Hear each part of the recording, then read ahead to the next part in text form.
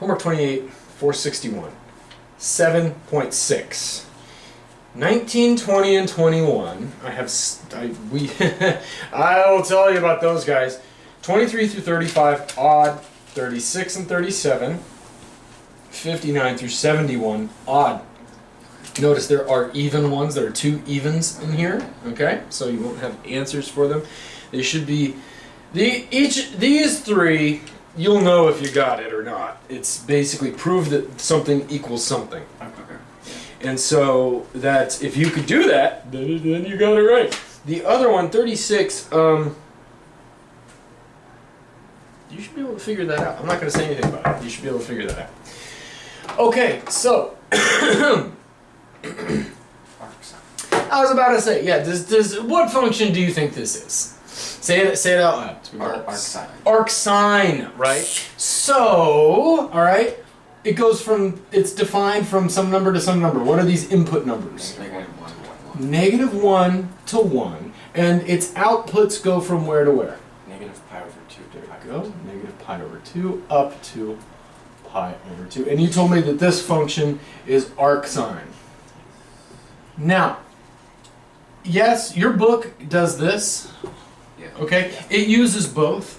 And you remember from last year, I only exclusively use arc. I don't like the negative 1, especially because, like, what if you're trying to take the derivative of, this, or is it this?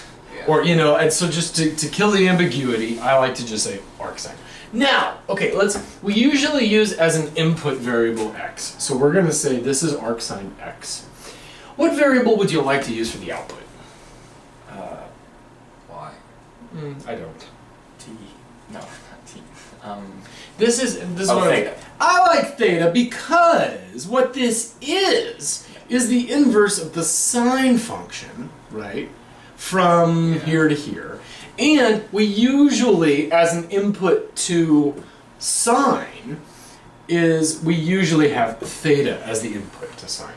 So I'm going to say, okay, since this is the function that undoes this, it used to be that you threw in some angle theta and out, so you throw in some theta and out pops some value, we'll call it x. Now, if you take that same value x and plug it in, you get back the theta that you started with. So I'm going to name this output axis theta, because the old input axis we named theta. So this is going to be theta equals arcsin x. And this basically means the same thing as this, right? Yeah. That is what this means. It's that if you took some theta and plugged it into sine and got some output x, provided that you've limited your theta from here to here, right? There's that whole thing like where you have to use your brain and stuff. But if we're limiting it to this, then these mean exactly the same things, right? Yeah, because you could just take sine. And there you go. That's one thing I was going to get to is like, if you have this for any value of this, you take sine of both sides. Sine theta equals sine of arcsin. And then basically you've undone what you did. And so this just comes out to x equals sine theta. And so technically they're like the same thing. You could also take the arcsine of both sides of this. Arc sine of x equals arc sine of sine theta. And provided that you're in the correct domain over here, then this works out to just be plain old theta equals arcsine x. Okay, so these two statements here, theta equals arcsine x and x equals sine theta, mean the same thing. Provided that, talking about whatever, okay, but if we're chopping everything down to here, then they mean exactly the same thing. The only thing you really have to be careful of here is that you're taking x to be between -1 and 1, right? Because you can't just plug any old number into here. Okay, as long as your x is between -1 and 1, then this means this, and as long as you've chopped this guy down from minus pi over 2 up to pi over 2, we understand that's the game that you're playing with this, then we're all good, right? Everybody okay with this? Yeah. Okay, this is just quick review on all this. What we want to do today is find the derivative of this function right here. Yeah. And so, I'm going to take this real quick and put him up here, just so we don't forget that x needs to be between -1 and 1. Okay. Otherwise, it doesn't make sense. Otherwise, if you plug in 2, it's like, what is, you plug something into sine and out popped a 2? That never happened, right? So, okay. What we want is to take the derivative of this function right here. And so, what we're looking for then, and we're going to take the derivative with respect to what? What variable? X.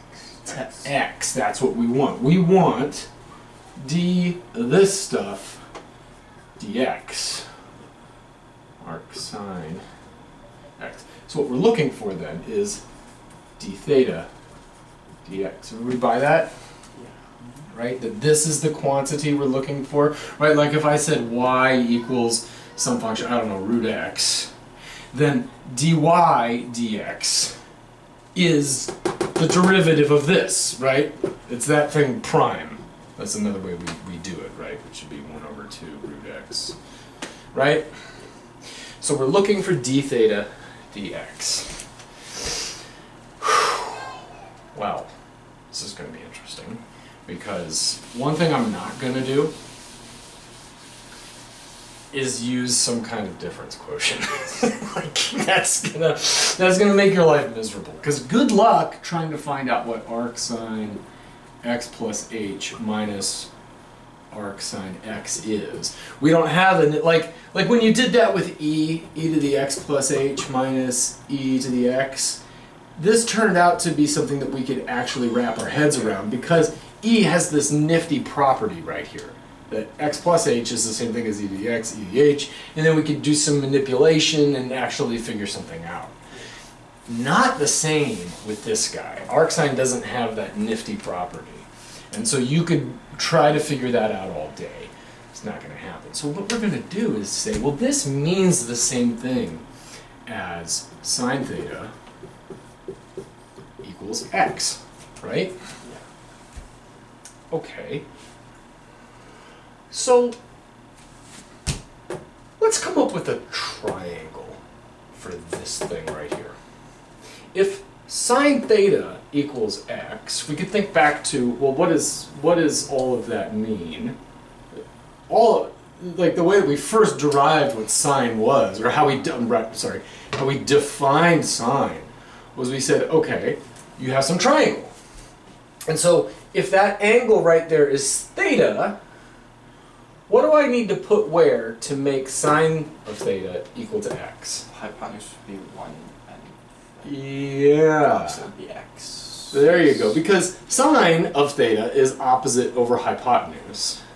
And if you want this thing to be x, what were you telling me I need to do? Put what? Opposite is Opposite x. is x. Opposite is x, and hypotenuse is 1. Now I'm just gonna say now. You could have done something like this too. You could have said, well, if we need that over that to be x, then x log x and log x work. And you're gonna make your life miserable.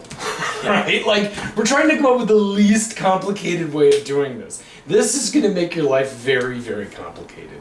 So I suggest that we try to do this the easiest way possible. The most straightforward way would be what you already said. We'll just make that x and make that 1. Okay? Now, is it true that if that's x and that's 1, that sine theta equals x? Yes. Okay, we're missing one side. Yeah. We can find it with the Pythagorean. There we go. Yeah. And this is what I suggest you do, because for 19, 20, and 21, you're going to have to do all of this from scratch. You don't necessarily need to do this part. But I would suggest that you do this, and then reason, well, if this is true, how do I construct a triangle which makes this true? And one thing that you're going to need to do is say, okay, let's call this B. because this would mess you up every time, right? We're going to use the Pythagorean theorem to say b squared plus x squared is equal to the hypotenuse squared. And since I'm looking for b squared, I'm going to get 1 squared minus x squared like that. Take the square root of both sides, and we get 1 minus x squared like that. Positive or negative? Well, the way that we're setting this up, it's going to be positive. Because I'm imagining this is on this axis right here, right? And then we could figure out if there's anything else we need to worry about later. I'm just going to take the positive one right now and say, okay. So then this should be that right there, right? So this triangle has the property that theta, that if you take sine theta, you get that, which is what we want. Now, what we're looking for, what's the quantity, look back over on the left-hand side, what's the quantity that we're looking for? The derivative of arcsin. Theta. D theta dx is Theta what we prime. want, right? That's the thing that we want. Now let's think about how we've been doing like u substitutions. Let's say we've done a u substitution like this. Now, in order to do everything, we need to find a du and a dx, right? Mm-hmm. And so what do we do here? Du equals Du. 2x dx. Right, is 2x dx. Because what we're doing is we're imagining that that x itself is a function. And when you do the chain rule, you have to multiply by the derivative of the function, right? This is the same kind of thing. This is a substitution. We're saying x is no longer the input variable. In fact, we could have called this u. We could call this u right now. And this is what we're doing. We're doing a substitution on this variable right here. We're saying x is no longer just plain old x. It's now this function. So when we take the derivative, these differentials have to pop out. Everybody buy that? Okay, so let's take the derivative of this side. What do we get? Cosine theta equals Cosine theta d theta equals 1. No. Just 1 theta. dx. Yeah. Dx. Yeah. Right? Just like if you were doing a substitution, this is what you would have ended up with, right? Now, what are we looking for? D theta over dx. D theta over dx. So, yeah, not so hard, right? I could bring the dx over.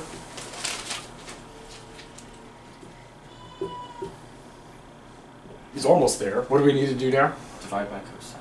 There we go. So that d theta dx is just, how about 1 over cosine theta? Well, what's cosine theta? Well, yeah, we could call that. We could call this secant. This is secant theta. But now, remember, this function that we're looking for, whatever it is, it should only have x's in it. It shouldn't have thetas in it. Right? Just like if you have y equals some function of x, you don't want y's over here. You want all your y's over there, right? And so if what can we do to find out? 1 over the square root of 1 minus x squared. There you go. And so, right, because cosine, well, there's a couple ways we can look at this, right? I like to just do it this way and say, okay, I'll just take whatever cosine is. Cosine theta is adjacent over hypotenuse. And so the adjacent is then root 1 minus x squared over hypotenuse is just 1. So then cosine is just 1, the square root of 1 minus x squared. So 1 over root 1 minus x squared.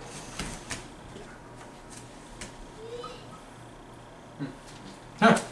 Interesting. So there you go. The derivative of arcsine with respect is 1 over 1 minus x squared. That's interesting. So, now let's just check this. Okay, so now this, we're going to do this 2 more times. We're going to do this for arccos and for arctan. In your homework, you're going to do the 3 others. You're going to do arccotan, arcsecant, and arccosecant. Much more difficult than the ones that we're doing here. But it's the same thing. If you just follow these steps, you'll get 19, 20, and 21. Okay. And the answer's right there. It says show that the derivative of this is this, Okay, so now just real quick, let's just make sure of a couple things here.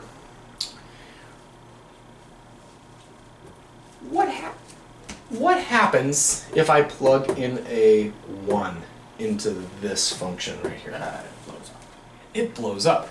Should the derivative blow up? Yes. It should, right? Because if you're thinking about, remember where this thing came from, it's just the inverse of this image, right? If you flip this guy over here, since here you have a horizontal tangent line of, this is sine, by the way, this is sine theta, Yeah. right? Then when you flip this guy, you should have a vertical tangent line right there, which means that that guy should blow up. Ditto down here at -1. Since the tangent line here is horizontal, then that guy should be a vertical tangent line. And plug in a -1, this blows up. That looks good. What happens if you plug in a 0? I guess plug in a 0, you get 1 over 1. It's 1, which is not how I draw it, right? But think about sine. What's the derivative of sine at 0? Cosine. Cosine of 0. What's cosine of 0? 1. Yeah. It's 1. So it should be, so sine has a, the slope of the tangent line of sine at 0 is 1. And if you flip it over that right there, it shouldn't change, right? Because that's what you're doing when you have the inverse of a function, right? You flip over the line y equals x so that these guys come up, those guys go there, and well, he's not going to change right there, so he should also be 1 right there. Yeah. Not how I draw it, sorry. But so that makes sense. This looks, I mean, at least at those 3 points it looks good. You could graph this guy and see that, yeah, he is the derivative there. We're not going to waste our time with that. But anyway, so there you go. Interesting. What's the domain of this function? Well, -1 to 1 itself, right? Yeah. Let's Oh, think yeah, about yeah, that, yeah. right? Because we know that with a root, whatever goes in the root needs to be bigger than 0, or possibly equal to 0. And so 1 minus x squared needs to be positive. That happens, 1 minus x squared looks like this. He's positive whenever you're between -1 and 1. And so that's perfectly fine. But then, since he's in the denominator, he can't equal that. He's got to be positive. And hey, look at that. That's nice, right? You're like, well, what happens if you plug in something big? Well, you'll get an imaginary number, right? Yeah. And like, if you plug in a 2 there, you get an imaginary number. Does that mean if you plug in something bigger than 1 to arcsin, you get an imaginary number? Yes, you do. That's what happens, and that's what happens, by the way. But anyway, that's neither here nor there. It's just we just want to look at this and make sure this all makes sense. The derivative of the function, if you're outside of where it's defined, it shouldn't give you something nice and neat like 5, right? Like, oh, the derivative's 5 out here. Well, how could that be? It's not even defined out there, right? But it turns out that arcsin does work, but you have to bring in imaginary numbers. And we're not doing that in this class. So, does everybody buy this? Yeah. I mean, right? As long as x is between -1 and 1, this is a perfectly good. What This does is a that perfect function look like the graph? Okay, let's do that. So 1 minus x squared looks like this, right? Yeah. If you take the root of that, what a root does Just like to a parabola, it kind of makes these straighter, yeah. but it doesn't turn it into a tent. You don't get you still get kind of a 0, it just makes these straighter like that. That makes it a hump. So then so that's root 1 minus x squared. So then if you divide by that, clearly if you divide by 0, those are going to be that's where it's going to blow up. The thing here at 1 does not move, and so he does this kind of thing. Okay. So this would be 1 over that function right there. And that looks like the derivative of that. He's infinite right here, infinite right there. He slows down to 1. He slows down to 1. And then he picks back up and becomes infinite at 1. He picks back up and becomes infinite at 1. So that's what that guy looks like. Okay? Everybody good? Yeah. All right. Now, let's do arccos the way that you're going to do it on your homework with, say, one of the others. Okay? So we're going to start off. We want the derivative of arccosine. So I'm going to start by saying theta equals arccos of x. And the thing we're looking for is d theta. Another way of looking at this is to say this is the same thing as arccos x dx, right? Just like a u substitution, the differentials pop out. And so then the thing that we're looking for is this d theta dx is what we want. That is the derivative of this function. But we could be really sloppy and just say it's d dx on both sides. You know what I'm saying, right? Okay, so that's the thing that we want. So I'm looking for d theta dx. But arccos x equals theta means the same thing as what? X equals cos. X equals cos theta. So cosine theta equals x. So let's construct a triangle that gives us this property. I'm going to put my theta here. Now, what do I want where? If we want it to be cosine theta equals x. X should be the adjacent and the hypotenuse. Yeah. X is the adjacent, 1 is the hypotenuse, which makes this what? It's the square root of 1 minus x squared. Yep. It'll be this. And we're going to check that because in your homework, you're going to go, oh, it should be this. And it's not. Yeah, trust me, like, you're going to mess it up. So let's check it. Square this, you get x squared. Square this, you get 1 minus x squared. Add those together. Do you get that squared? Yes. Yeah, okay, okay. So that does work. Okay, so now what do we do? We're looking for d theta dx. I don't see any d thetas or dx's, so take the derivative. What's the derivative of this? Negative sine Negative theta equals sine theta d theta equals dx. And so then what are we looking for? We want d theta dx, so I'm going to need my d theta dx. And how about negative 1 over sine theta? Like that. Yeah? Everybody like that?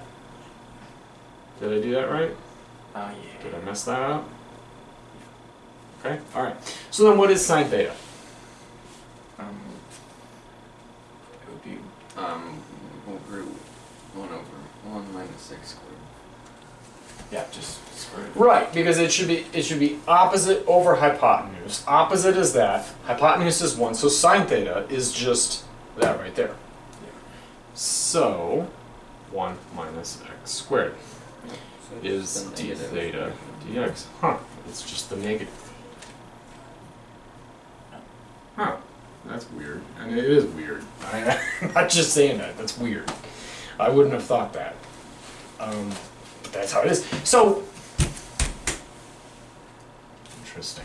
So if I take the integral of 1 over 1 minus x squared to x, we just found that that's the derivative of arcsin. So this is arcsin of x plus a constant. But then the negative of that would just be negative arcsin constant. But the negative of that is... Wait, so negative arcsine of Negative arcsin x is arccos. equals... Is it? Ah, that's weird. That's really weird. This is doing a lot of work here. That's where this comes. because this it's is where this gets Ah, messed up. yeah. That's and so this is true. This is true. This works.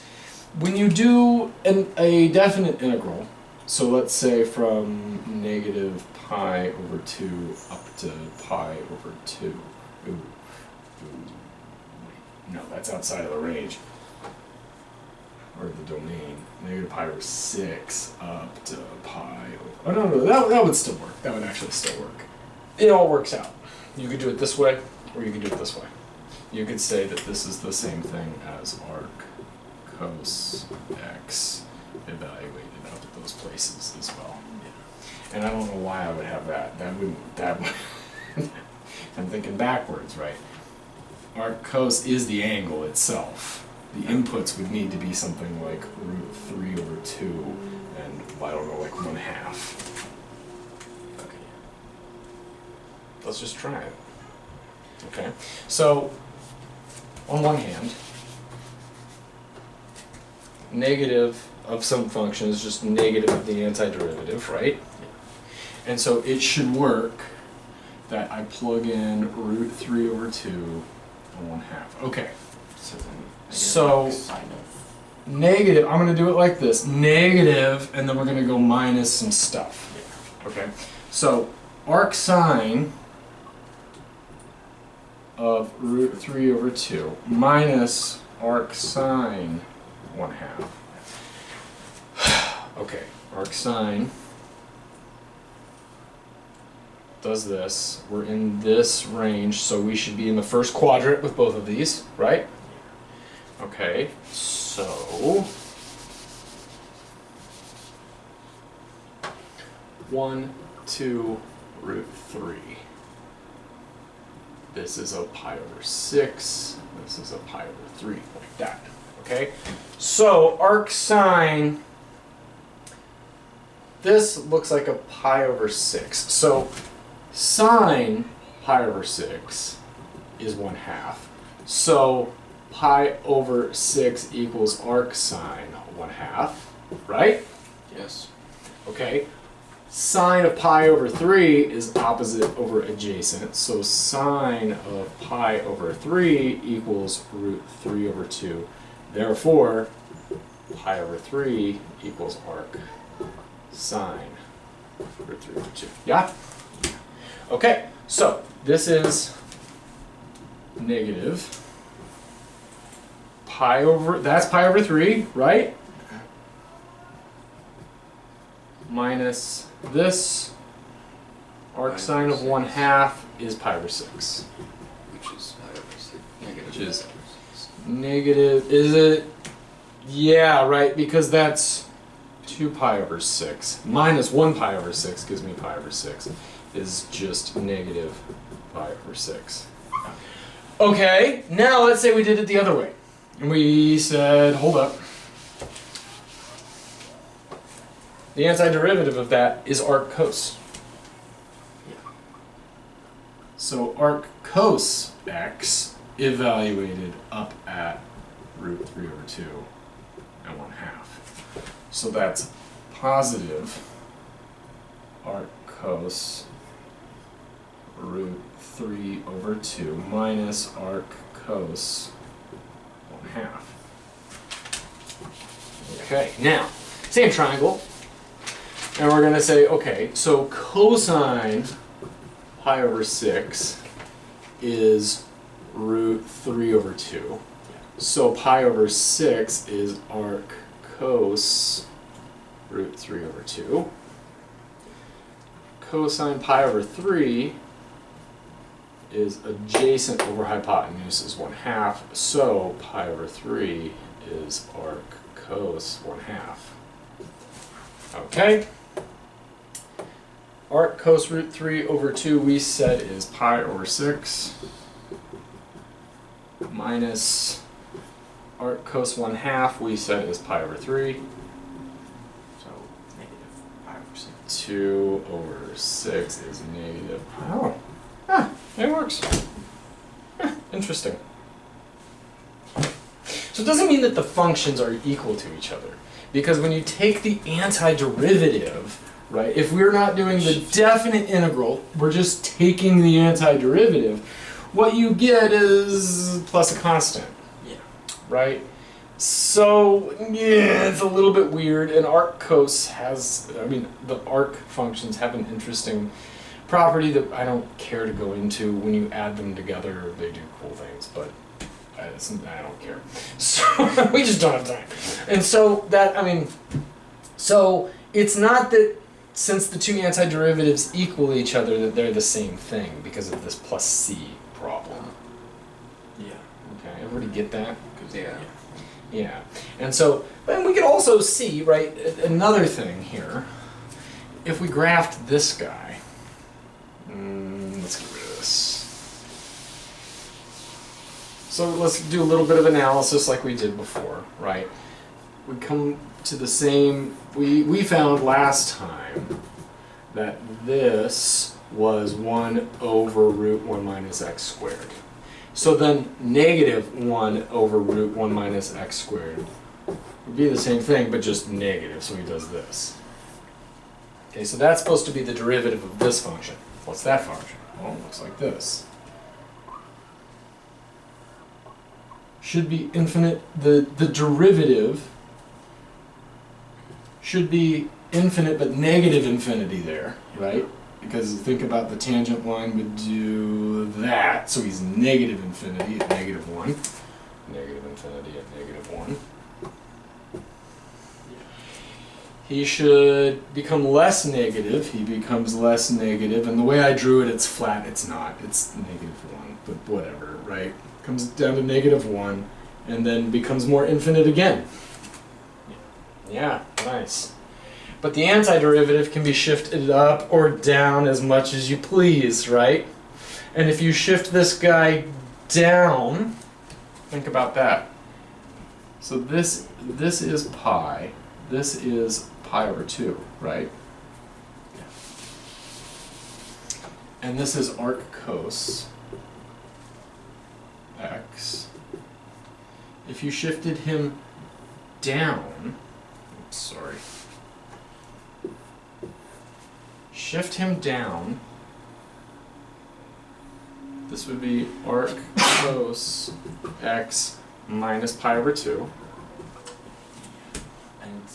And then make that negative, right? Make him a negative number. Then what function is that? Just arcsin. That's arcsin. So it is kind of, if you make it negative, right? And that's kind of what we said. It's negative and it's also off by a constant. Well, this is how it's off by a constant. Okay. So it's not just that the negative 1 equals the other. You're off by a constant. What's the constant? Well, in this case, pi over 2. And that's true, right? With sine and cosine, just themselves. Yeah. When you mess with the inputs of sine and cosine, right? You take cosine, shift him by pi over 2. Well, I guess shift him that way by pi over 2. You get this thing. Yeah. And then you make it negative, right? Oh yeah, and then he comes out to just be sine. So we should actually expect this kind of thing. It's not what you expect, but you should. If you had perfect reasoning, you would have expected it. But we don't have perfect reasoning, but we could see why it's true, right? So it's weird that one's just the negative of the other.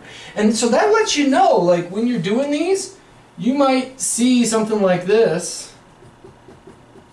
And maybe, I don't know, maybe there's like a negative 2 out front, and you say, oh, wait a minute, that's just negative 2 arcsin x plus a constant. Yeah? Yeah. But it's also 2. But it's also 2, right? Because you could have said, well, that's the same thing as this. Right? Yeah. And so it would just be 2 arccos x plus a constant. So maybe you do this, you end up with this answer, and you look in the back of the book and it's this. Oh no, well, they're the same thing. It's just one of those things that you have to deal with. Okay? Everybody got that? Okay, alright, okay. Questions before we do something, well, it's not going to get cool yet, but it will get cool. It will get, I swear, it will get cool really soon.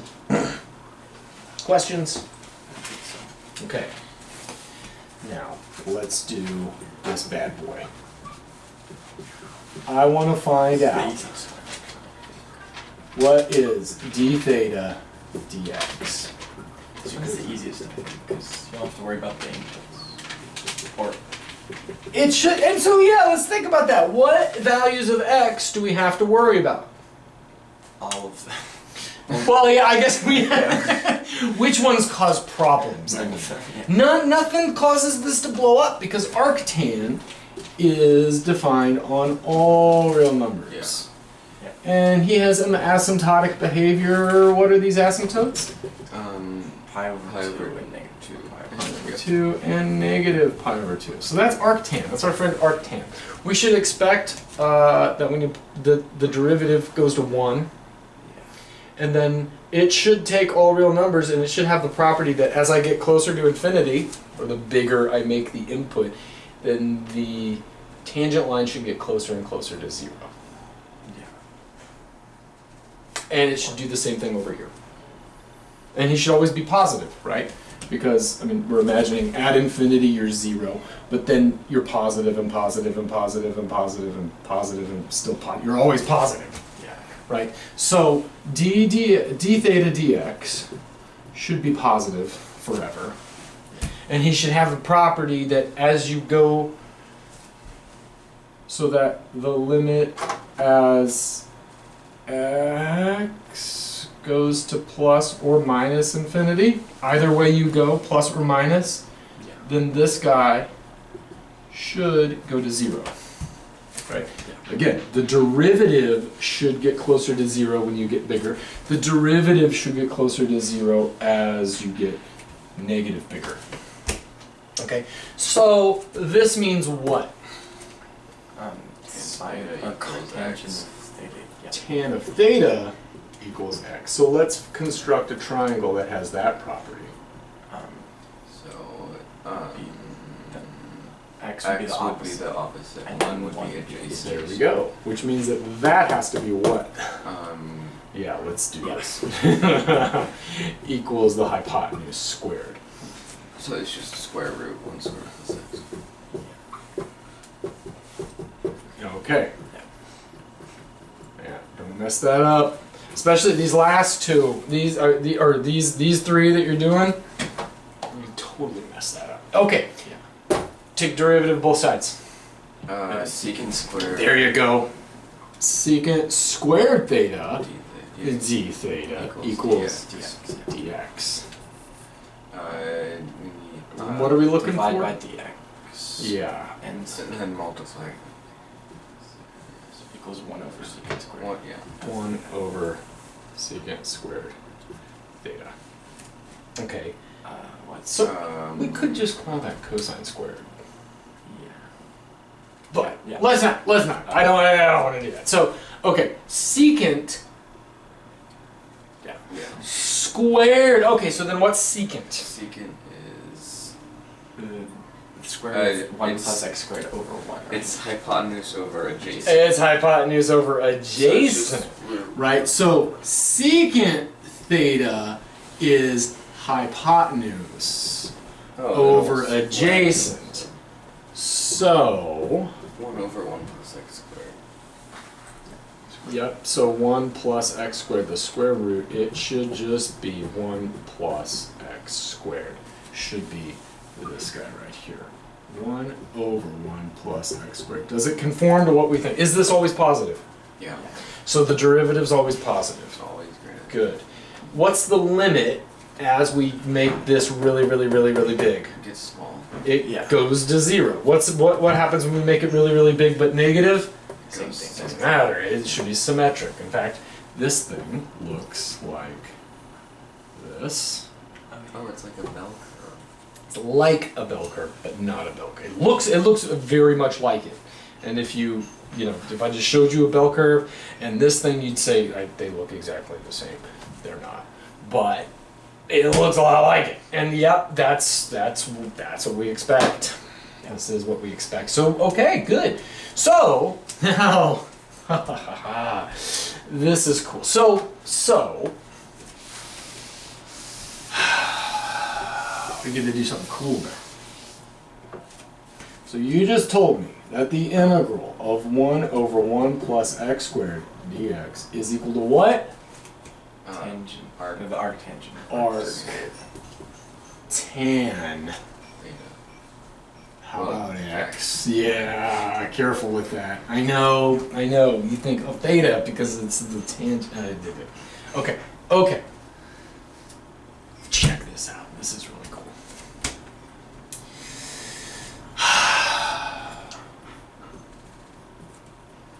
As long as x is between -1 and 1, then this is this. Yeah? Everybody remember this? Yeah. Yes. Okay. And so if I made x negative, if I plugged in a negative x right there, then that would be the same thing as negative here, negative there, and we'll do a couple more. Right? Yeah. But that is the same thing as just plus right there, right? Yeah. Okay, so everybody buy this. As long as this is true, then this works. Yeah. Okay, now watch this.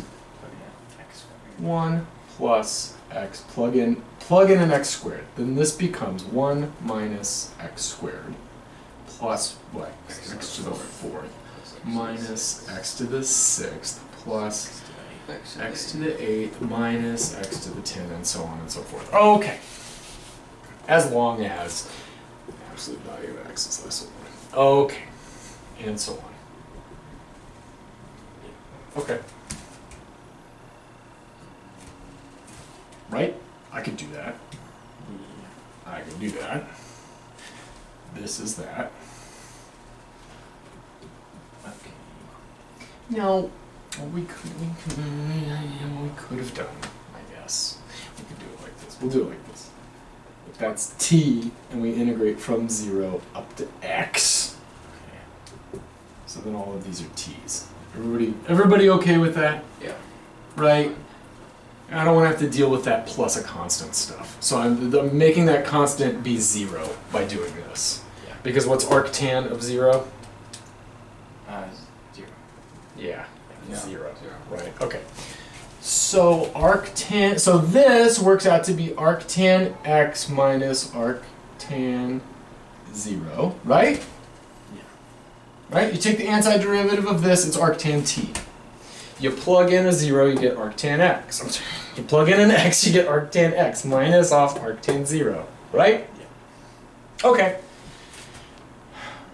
The antiderivative of this is t. The antiderivative of this is negative, I guess, t cubed over 3, Yeah. right? Yes. Yeah. Add that to, what's the antiderivative of this? T to the 5th over 5. Over 5 minus T to the 6th. To the 7th 7th over 7 plus to the 9th over 9 and so on. Now we evaluate that at x and at 0. Yeah? The zeros, what's nice is there's a t in every single case. So when I do the 0, he's just going to be gone. Yeah? Yeah. So then this, and arctan 0 is just 0. So I could say then arctan x is equal to x minus x cubed over 3 plus x to the 5th over 5 minus x to the 7th over 7 plus x to the 9th over 9 and so on. Cool? We got that? Does everybody believe that? Yeah. Okay.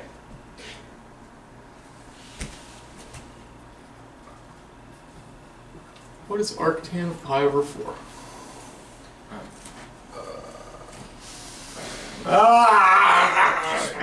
You plugged something into tangent. Might just be Pi over. You plugged something into tangent and got out a pi over 4. So what did you plug into tangent Oh. to get out a pi? Wait, no. Yes. Plug- No. Wait, no. No, I just- that's not what I want. I'm sorry. I'm way backwards. I'm way backwards here. What? Oh, yeah. What? Okay. So What do you? I gave it away. What is arctan of 1? Pi over Pi over 4. I'm sorry. I messed that up. Why? Because you plugged something into tangent and got out a 1. What did you plug in? Well, tangent. The only way 1, 2. it's a 1. Yeah, it's this triangle. 1 1 root 2. It must be pi over 4. So in other Oh, words, yeah. tan pi over 4 equals 1. So pi over 4 equals arctan 1. Yeah. Okay? Right? I plug in a 1 into arctan, I get out a pi over 4. Right? Okay. Yes. Okay, so I'm going to do that now. We just found that arctan is this. Yeah. So Okay. arctan of 1, you told me, is equal to what again? Pi over 4. Equal to 1 minus. Pi over 4, which should be equal to 1 1/3 minus a third plus a fifth And if you multiply minus everything a by seventh plus a ninth and so we can on. find multiply pi. everything by Oh, multiply everybody by 4 and we get that pi is equal to 4 minus 4 thirds plus 4 fifths minus 4 sevenths plus 4 ninths. And indeed, this is a way that the ancients used to calculate pi. Is that like the algorithm that came up with trillions of digits? Yeah. Are there other ways? There are other, I there assume are so yeah. many ways of calculating pi, but this is what I think the Egyptians had this one. So this is way ancient. Like, they figured out if you take 4, minus off 4 thirds, add 4 fifths, minus off 4 sevenths, and so on and so forth, you get Figure pi. that out. Well, 'Cause that's I think before- I think it was just an estimate. I don't think they went much beyond They this. might have seen a pattern. I would imagine. But you see, I don't know about their number system. You Oh, might not have that's true. seen a pattern Yeah. like this. But it worked out that this is how they would. I think it's the Egyptians. I could be wrong on that. But who cares? It's really cool. Isn't that cool? And you can check this for yourself. Like, go start doing this, plug this into a calculator, and you'll see that the further you go, the closer this gets to 3.141592653 something? I don't know. Didn't Archimedes discover pi?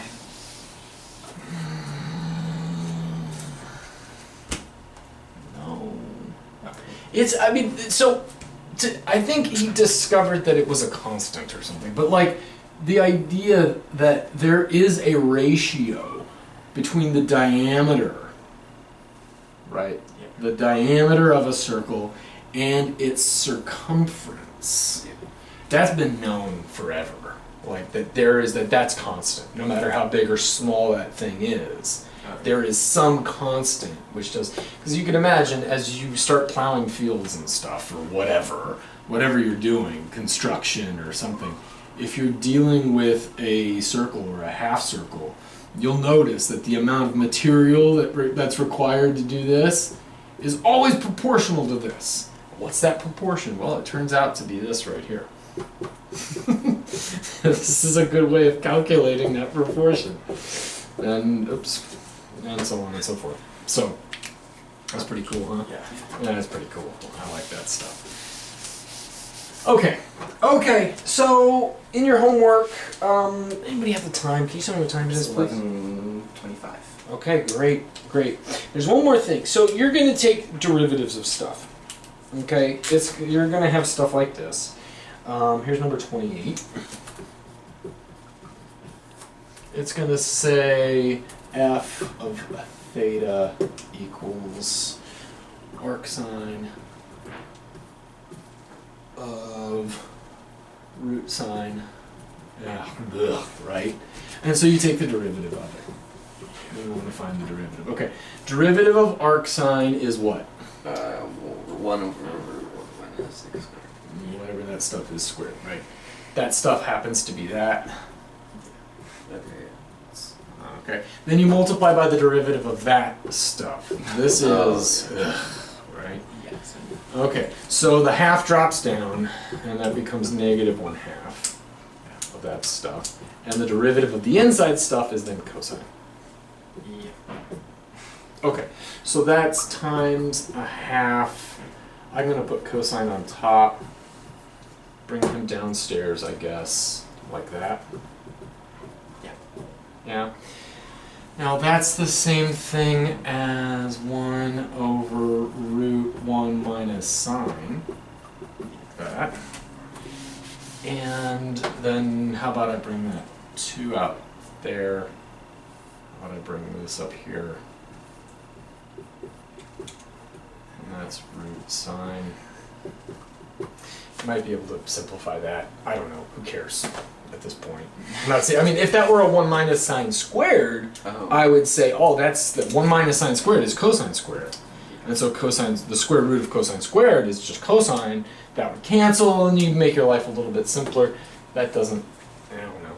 But then you look in the back of the book, and it's like tangent. You know, man, and so you just have to keep going until you get it, and that's just kind of part of it. Okay? Where it gets interesting is when we do integrals. And I'm just going to do, I guess I'll do a couple of these. So, we're gonna have to do integrals this week. that was a good one. Okay, so here's number 62. And it is an indefinite integral. Nice. dt root 1 minus 4t squared. Okay. What do you think you want to do with that? Well, there's a function inside of function. Yeah. We probably shouldn't do that though. But you see, the problem, and this is the thing, it looks like, well, maybe I'll do a u substitution here. And you do want to do a u substitution. But if you do this,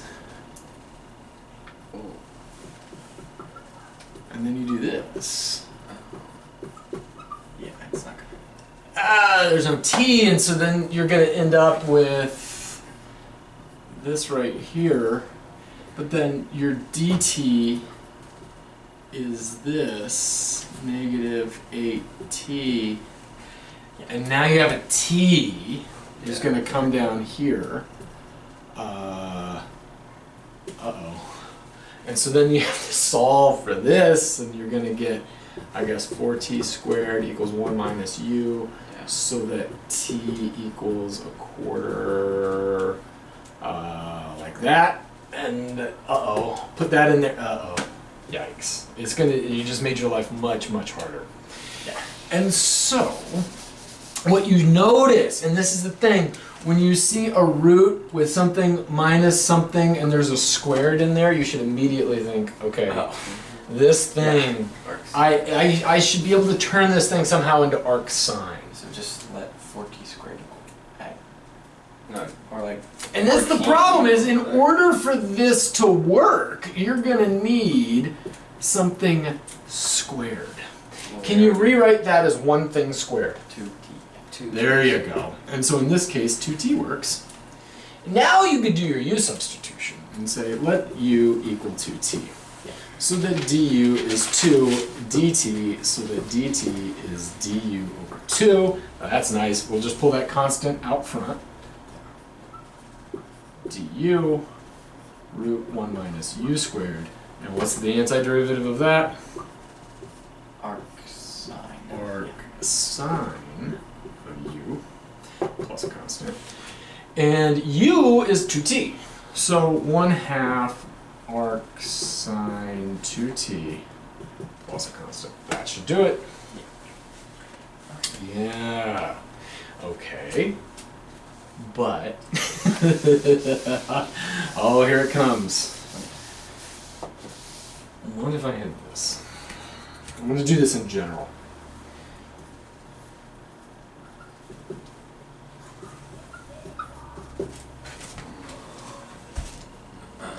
Uh-oh. Now, Just do this. I've said this a bunch of times. Math is the game where you turn problems you haven't seen before into problems you've seen before.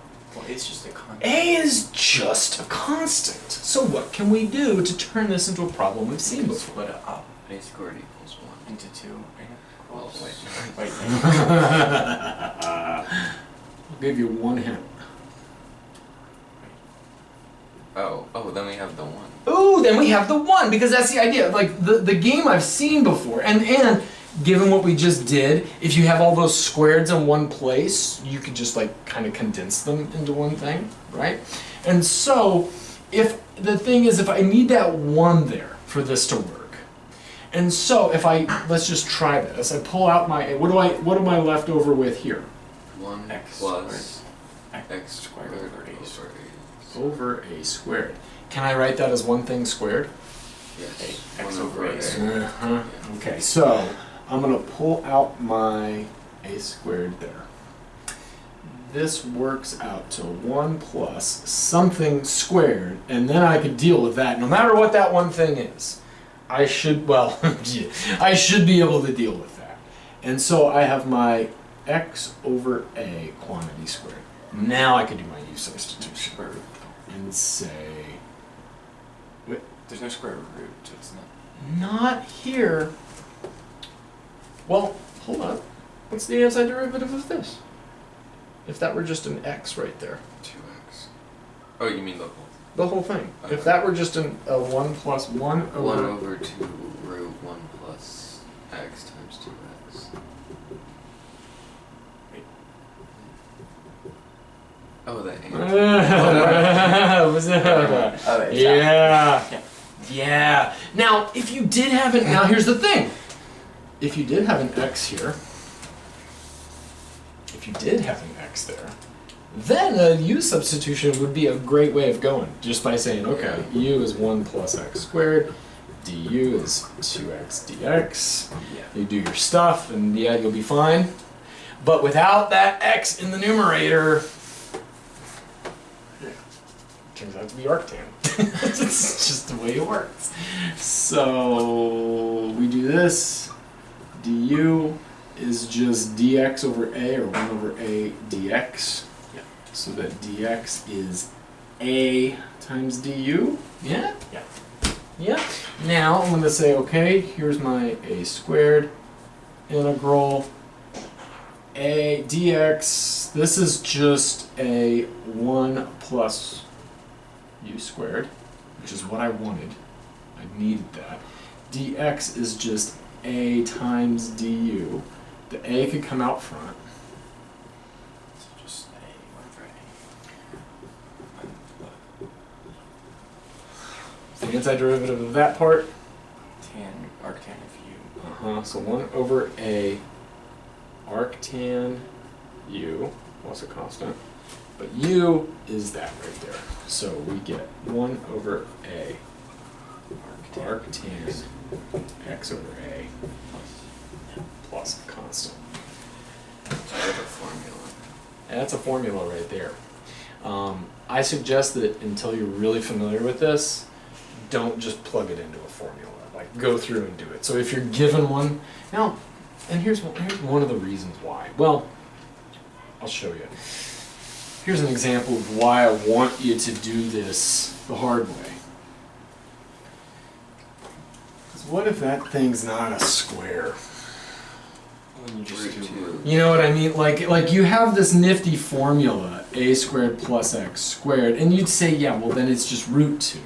But until you're really familiar with this, it's going to be good to learn the method. And so I'm going to suggest that you say, whoa, hold up, that's almost like arctan, but it's not quite. And so if I pulled out that, we would have this. Now, how do you rewrite that as one thing squared? X over root 2. Yeah, there you go. We're trying to write that as one thing squared, and so x over root 2 would work. And yeah, it'll work out the same way, but I suggest that you go through this.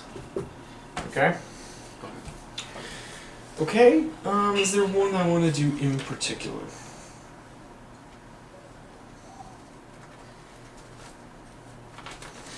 Oh, that's interesting. What's he doing there? I'm sorry. Give me a second. I didn't see this earlier. Should we do that one?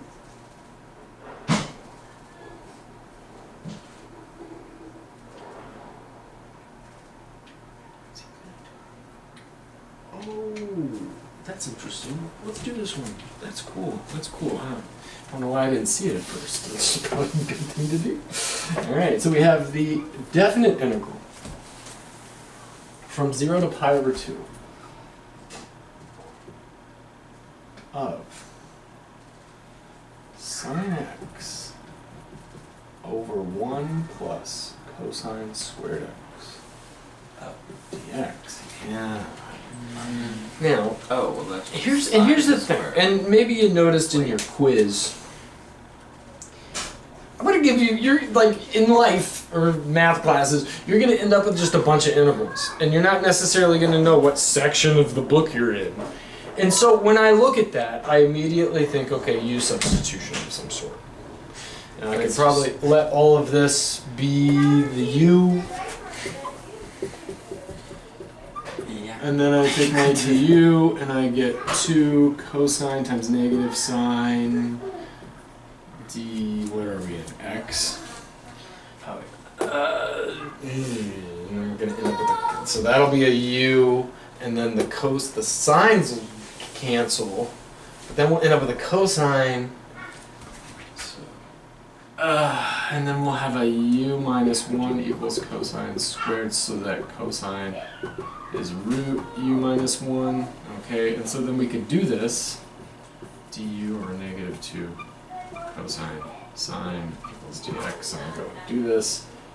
I have my sine on the top, this entire thing is u, and then dx is now du negative 2 cosine times sine, my sines are gone, my cosine now has to be put in this form, and so I end up with a du.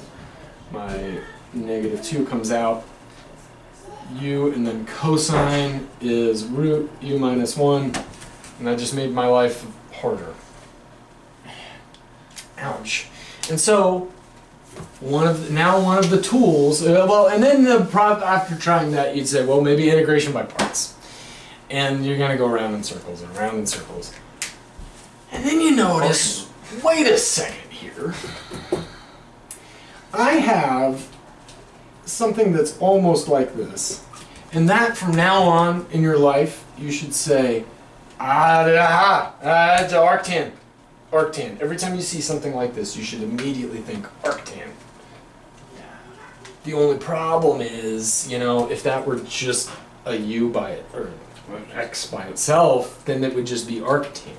So maybe, I'll just try, if I just do, let u equal cosine x, then maybe I'll be able to, and maybe that'll cancel. So let's just try that. U equals cosine x. du equals negative sine x dx. So that dx is negative du over sine x. Now, this integral becomes 1 plus u squared. I still have my sine x right here. The dx is now negative du over sine. Nice. Negative, I'm going to pull the negative all the way out. We get 1 over 1 plus u squared du. Which is, what's the antiderivative of that? Arctan. Arctan u plus a but we're not plussing a constant, are we? We're going to evaluate this guy. So this is negative arctan cosine x evaluated at pi over 2 and at 0. So let's do that up here. Negative stuff minus other stuff. So that's going to be arctan cosine pi over 2 minus arctan cosine, what is it, 0? Yes. 0? Okay. arctan of 1 is negative. So what's cosine? 0. Arctan 0. So that's arctan 0 minus arctan of 1. Right, because cosine 0 is 0 minus pi over 4. So negative arctan 0 you said is 0 minus pi over 4. So just Equals pi over 4. equals pi over 4. So this equals pi over 4. Woo! So yeah, they could be, what you're gonna, from now on, the rest of your life, you're gonna be looking for stuff that looks like this. You could, or, so if you could, this is a new method now. If you could turn your integral into something like this, or into something like this, with all your constants pulled out. Notice, like, we could also have done this with, or I'll just finish up with the thought here, or if you could turn your integral into something like this, then you know what the antiderivative of it is. So that's a great way of proceeding. Just like this, it's like, it's almost the kind of thing that we want. Or maybe you want to change that cosine squared into 1 minus sine squared. So now you have 2 minus sine squared over sine and blah, and maybe you might actually get somewhere with that. But this is a much more straightforward way of doing it, because now you can see, and you should be able to see an easier route to get to something you've seen before. Just one last thing I want to do. So if you have, I don't know, let's call it 7 over root 3 minus x squared dx. Substitution is not going to work, because from now on you should know if you don't have any variables, all you have now is a root of something minus x squared, or some kind of 5 times x squared. Let's do that. 5x squared. U substitution ain't going to help you. Right? That you need an x is going to pop out if you let that thing be a thing. And so what I'm going to do is first get rid of that guy. I'm bit by bit going to turn this into a problem I've seen before. And the problem that I'm thinking about is this problem right here. We know what the antiderivative of that is, so can I turn this thing into something that looks like that? Well, I have a 3 down there. I guess I'm going to need to factor out a 3. And I would do this very carefully if I were you. So then you can factor. I could take that, I could take a root 3 out, and now I have 7 over root 3. Oops, 7 over root 3. And then... So now 1 minus 5/3 x squared. Almost there. Now I just need to condense all of that into one thing squared. Root 5 over x. Root 5 over root 3. Okay, so 7 over root 3 times the integral of 1 over 1 minus stuff squared is what I want. And I think you're right. Root 5 over root 3 times x should do it. Or just to make my life a little bit easier, I'm going to do it as root 5x over root 3, like that. Now that thing can be used as a u substitution. We let u equal root 5x over root 3, and so on and so forth. But that's the idea. You take something you haven't seen before and turn it into something you've seen before. That's all I got, guys.